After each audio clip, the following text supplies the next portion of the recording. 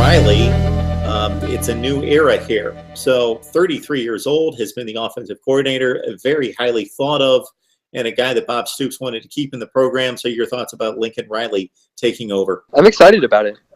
It's strange to think that a guy that's a few years older than me is now going to be the head coach of the Oklahoma Sooners. But I think that's great. I think that's great for Oklahoma's brand.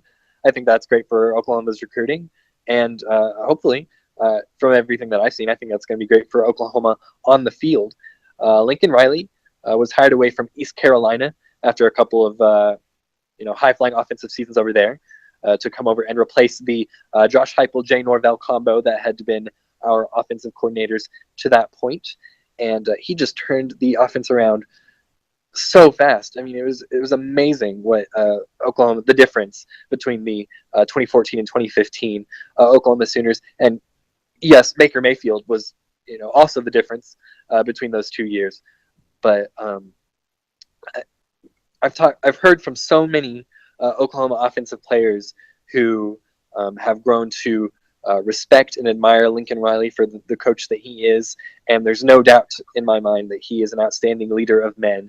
Just from what I've heard from the players on the field, I remember I think it was Ty Darlington. He was a center who played in Lincoln's first season at OU. He was a senior at that time and has since graduated. And he talked about how offended he was when he first opened Lincoln Riley's playbook, because it's so simple and so basic, but it's all about doing your job, doing it correctly, doing it really well.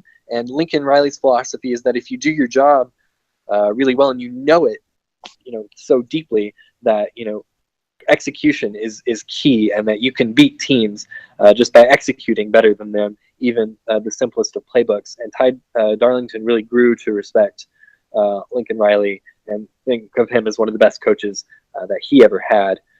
How a great offensive coordinator translates into a head coach, I think, is open to debates. The absolute worst case scenario I could possibly think of is that he becomes a little bit like a Cliff Kingsbury, who, is brought in as a young guy with enthusiasm and has great offenses that run over everybody and completely neglects the defensive side of the ball, and things get out of hand there.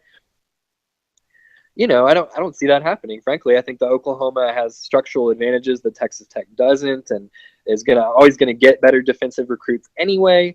And I think that Lincoln Riley, as a leader of men, is also a leader of a coaching staff that hopefully he's going to put together and put in a position to succeed.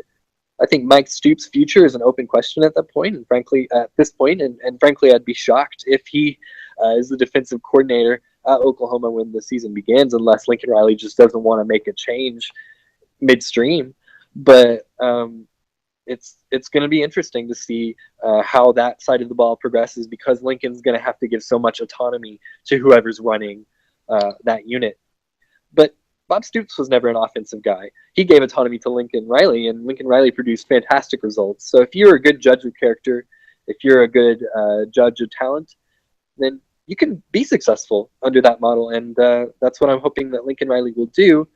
P.S. He's still going to be calling the plays, so expect the same amazing offense that we've seen from Oklahoma over the past couple seasons to continue in 2017 and beyond. In reviewing the rise of I'm sorry, Graham. Definitely.